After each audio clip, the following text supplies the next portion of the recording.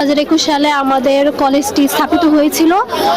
তারপর থেকে আমরা দফায় দফায় বারবার আমাদের আশ্বাস এবং প্রতিশ্রুতি দেওয়া হয়েছে যে আমাদের হাসপাতাল দ্রুততম সময়ে চালু হবে।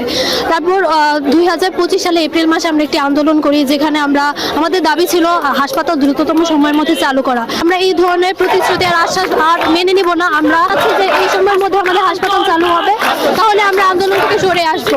আর যতক্ষণ পর্যন্ত আমরা আবারও আমাদেরকে জানানো না হচ্ছে কিভাবে কখন আমাদের হাসপাতাল চালু হবে, আমরা মাঠে থাকবো, আমাদের আন্দোলন চলতেই থাকবে। দুঃখের বিষয় হচ্ছে 2025 সাল গড়িয়ে 2026 সাল চলে আসলেও এখনো পর্যন্ত আমাদের হাসপাতাল চালু হওয়ার কোনো দৃশ্যমান অগ্রগতি আমরা লক্ষ্য করতে পারছি না।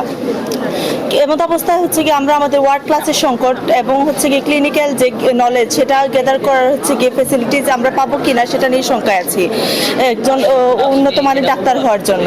তাই হচ্ছে গিয়ে আমরা চাই যে যত দ্রুত সম্ভব হসপিটাল চালু হোক এবং হচ্ছে গিয়ে আমাদের একাডেমিক কার্যক্রম বা হচ্ছে গিয়ে একাডেমিক যে টিচারদের সংকট রয়েছে সেই সংকটটা যাতে তাড়াতাড়ি পূরণ হয় সেই আশাই আমরা ব্যক্ত করছি। আমাদের শিক্ষাগত যে সুযোগ সুবিধা, যথাযথ শিক্ষকদের যেই সুযোগ সুবিধা, যথাযথ শিক্ষক নেই এখানে, এইসব যে ভোগান্তি, একাডেমিক যে ভোগান্তি, এইগুলাতে আমরা ফেস করতেছি। আমার পিছনে যে মেডিকেল আপনারা দেখতে পাচ্ছেন, এটা হচ্ছে মেডিকেল কলেজ হসপিটাল।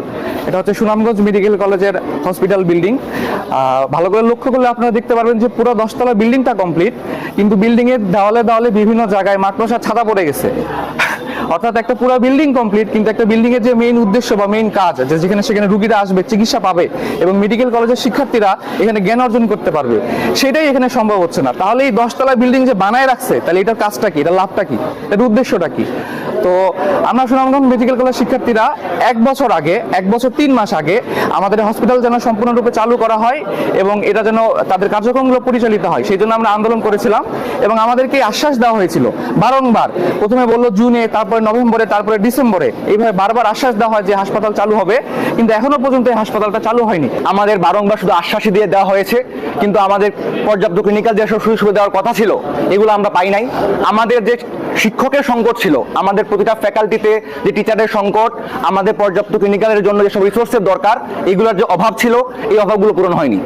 এগুলোর পাশাপাশি আমাদের যে মূল দাবি ছিল আমাদের হাসপাতাল চালু করা, জুনের মধ্যে আমাদের হাসপাতাল চালু করা, কিন্তু তারা চালু করতে পারেনি। এমনকি তারা জুনের পরে নভেম্বর, ডিসেম্বর, এমনকি বছর চলে যাওয়ার পরেও তারা আমাদেরকে শুধু আশ্বাসই দিয়ে গেছেন, কোনো সুনির্দিষ্ট কর্ম পরিকল্পনা দেননি। আমরা আমাদের সেই পূর্ববর্তী 2 দফা দাবিতে আবারও আন্দোলনের ডাক দিয়েছি।